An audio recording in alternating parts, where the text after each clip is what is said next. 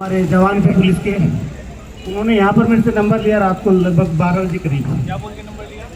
कि हम भी हेल्प कराएंगे, ये कराएंगे, वो कराएंगे। उन्होंने मेरा नाम पूछा। पानी की बोतल बांटी, पुलिस घर पहुंच गई। जंतर मंतर प्रदर्शन में कॉकरोच जनता पार्टी के समर्थक पर दिल्ली पुलिस की कठोर कार्रवाई। दिल्ली के जंतर मंतर से एक ऐसा मामला सामने आया है जिसने लोकतंत्र, विरोध प्रदर्शन और पुलिस कार्रवाई तीनों पर एक साथ सवाल खड़े कर दिए। दावा किया जा रहा है कि प्रदर्शनकारियों को पानी की बोतलें पहुंचाने वाले कॉकरोच जनता पार्टी के एक समर्थक के घर दिल्ली पुलिस पहुंच गई। अब सवाल सीधा है, क्या प्यासे लोगों को पानी पिलाना भी अब अपराध की श्रेणी में आ गया है, या फिर लोकतंत्र में अब मदद करने से पहले भी यह पूछना पड़ेगा कि आप किसके लिए पानी लेकर जा रहे हैं। मामला उस प्रदर्शन से जुड़ा है जो दिल्ली के जंतर मंतर पर आयोजित किया गया है। वीडियो में रात का दृश्य दिखाई देता है। बड़ी संख्या में लोग मौजूद हैं। लाल कालीन वाले मंच पर वक्ता भाषण दे रहे हैं और भीड़ मोबाइल फोन की फ्लैश लाइट जलाकर एकजुटता दिखा रही। इस पूरे प्रदर्शन के केंद्र में रही कॉकरोच जनता पार्टी, जिसे एक जेन जी आधारित आंदोलन के तौर पर देखा जा रहा है। इस आंदोलन का नेतृत्व अभिजीत दीपके से जोड़ा जा रहा है और इसके समर्थक खुद को तंज में दिए गए नाम कॉकरोच को ही प्रतिरोध की पहचान बना रहे हैं। कहा जा रहा है कि प्रदर्शन स्थल पर पानी और लाइट जैसी बुनियादी सुविधाओं को लेकर भी अड़चनें खड़ी की गई है।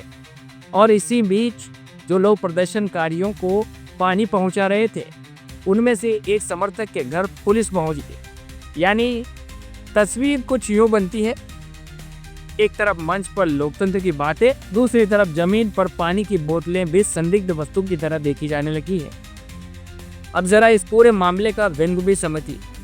अगर कोई व्यक्ति जंतर मंतर पर खड़े प्यासे लोगों को पानी की बोतल दे दे, तो क्या वह सहायता कर रहा है या साजिश रच रहा? क्या अगली बार राहत पहुंचाने वाले से पहले अनुमति लेनी होगी? महोदय, ये पानी है, किसी नारे का तरल रूप नहीं। क्या अब प्रदर्शन स्थल पर बोतल की कैप खोलने से पहले भी पूछना पड़ेगा, यह मानवीय मदद है या कानून व्यवस्था के लिए खतरा? कॉकरोच जनता पार्टी ने इस कथित कार्रवाई को डराने धमकाने की रणनीति बताया है। समर्थकों का कहना है कि अगर पानी बांटने वाले लोगों तक पुलिस पहुंच रही है तो यह सिर्फ एक व्यक्ति का मामला नहीं, बल्कि असहमति की आवाज को सीमित करने की कोशिश है। और यही वजह है कि उनके समर्थक खुले तौर पर कह रहे हैं, हम कॉकरोच हैं, हमें डराया नहीं जा सकता। यह नारा अपने आप में दिलचस्प है। सामान्य राजनीति में नेता खुद को शेर, बाज, योद्धा, परिवर्तनकारी और न जाने क्या क्या बताते हैं, लेकिन यहाँ एक ऐसा समूह है जिसने खुद पर फेंके गए तंज को ही राजनीतिक प्रतीक बना दिया है। कॉकरोच मतलब साहब है, आप हमें जितना कुचलने की कोशिश करेंगे, हम उतना ही जिद पर वापस खड़े होंगे। यह प्रतीक शायद इसीलिए भी चुना गया है क्योंकि कॉकरोच को खत्म करना मुश्किल माना जाता है और यह आंदोलन खुद को उसी जिद, उसी जीवट और उसी टिकाऊ प्रतिरोध की छवि में पेश कर रहा है। लेकिन अब बात सिर्फ नाम या नारे की ही नहीं है। मुद्दा यह है कि विरोध प्रदर्शन के दौरान मानवीय मदद की सीमा क्या है।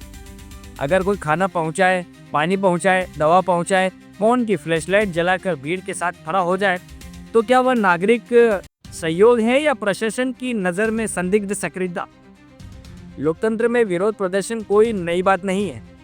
जंतर मंतर तो वर्षों से विरोध, मांग, असहमति और जन सुनवाई का प्रतीक स्थल रहा है। यहाँ किसान भी आए हैं, छात्र भी आए हैं, कर्मचारी भी आए हैं, सामाजिक संगठन भी आए हैं और राजनीतिक समूह भी आए हैं। लेकिन अगर अब हालात ऐसे बने कि प्रदर्शनकारियों को पानी देने वाले व्यक्ति के घर पर पुलिस पहुंच जाए, तो सवाल सिर्फ एक संगठन का नहीं रह जाता। सवाल यह बन जाता है कि क्या असहमति की जगह धीरे धीरे अनुमत असहमति में बदल रहा है? यथार्थ यही है, लोकतंत्र में भाषण देना अभी भी वैध है, नारे लगाना भी शायद अभी वैध है, मोबाइल की फ्लैश लाइट जलाना भी अभी तक गैरकानूनी घोषित नहीं हुआ है। लेकिन अगर प्यासे को पानी पिला दे दिया तो हो सकता है अगली सूची में आपका नाम भी दर्ज हो जाए। ये सवाल इसलिए बड़ा है क्योंकि पानी कोई राजनीतिक हथियार नहीं है। पानी तो पानी है प्यास बुझाने के लिए, लेकिन अगर वही पानी अब व्यवस्था को इतना बेचैन कर दे कि बोतल पहुंचाने वाले के घर तक दस्तक हो जाए, तो फिर यह सिर्फ एक पुलिस की विजिट नहीं रह जाती, यह एक प्रतीकात्मक संदेश बन जाती है। यह संदेश प्रदर्शन स्थल पर सिर्फ नारे नहीं, बोतलें भी गिनी जा रही है। हालांकि इस पूरे मामले में यह देखना भी जरूरी होगा कि पुलिस की ओर से इस कथित कार्रवाई पर क्या आधिकारिक स्थिति सामने आती है। क्या यह वास्तव में पानी बांटने के कारण हुई कार्रवाई थी या फिर इसके पीछे कोई और प्रशासनिक वजह भी थी। लेकिन जब वीडियो, पोस्ट और दावे एक साथ सामने आते हैं तो सवाल उठाना स्वाभाविक होता, और लोकतंत्र में सवाल उठना ही तो नागरिकता की पहली शर्त है। फिलहाल जंतर मंतर का यह दृश्य सिर्फ एक प्रदर्शन का दृश्य नहीं रह गया, यह उस दौर की तस्वीर बनता जा रहा है जहां असहमति सिर्फ भाषण में नहीं, पानी की बोतल में भी दिखाई देने लगी है। और कॉकरोच जनता पार्टी इस पूरे प्रकरण को एक संदेश की तरह पेश कर रही है कि अगर मदद करना अपराध बना दिया जाए तब भी वे पीछे नहीं हटेंगे। अब देखना यह है कि यह विवाद एक सोशल मीडिया पोस्ट बनकर रह जाता है या फिर यह बहस और बड़ी होती है। क्या लोकतंत्र में विरोध करने वालों को पानी देना भी अब संदेह के दायरे में है? और अगर जवाब हाँ की तरफ बढ़ता दिखे तो फिर अगला सवाल शायद और भी असहज होगा। क्या अब व्यवस्था को प्यासे से नहीं, प्यासे को पानी देने वालों से डर लगने लगा? हमारे जवान थे पुलिस के, उन्होंने यहाँ पर मेरे से नंबर लिया रात को लगभग 12 बजे करीब। क्या बोल के नंबर लिया? कि हम भी हेल्प कराएंगे, ये कराएंगे, वो कराएंगे।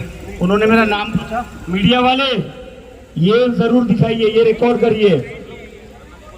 उन्होंने मेरा नाम पूछा और नंबर पूछा, और उसके बाद में कल रात को 9 बजे मेरे घर पे कुछ पुलिस पहुंचती है कि आप किस पार्टी से हो, क्या करते हो, और मतलब किसी से जुड़े हो या कि नहीं। मैंने बोला नहीं, मैं तो पानी पिलाने आता हूँ, सेवा करने आता हूँ और भाइयों की हेल्प करने आता हूँ, बस मेरा इतना ही काम है। तो वो लोग लगभग आधा घंटा रुके, फोटो वोटो मेरे घर का लिया कि क्या करते हो, कोई क्रिमिनल केस है, किसी पार्टी से जुड़े हो। जब फिर मैंने उनको ये सारी बात, मैं तो यही था लेकिन मेरा भाई था घर पर, उसने उन सबको ये चीज़ बताई। जब तक मैं पहुंचा वो लोग जा चुके थे।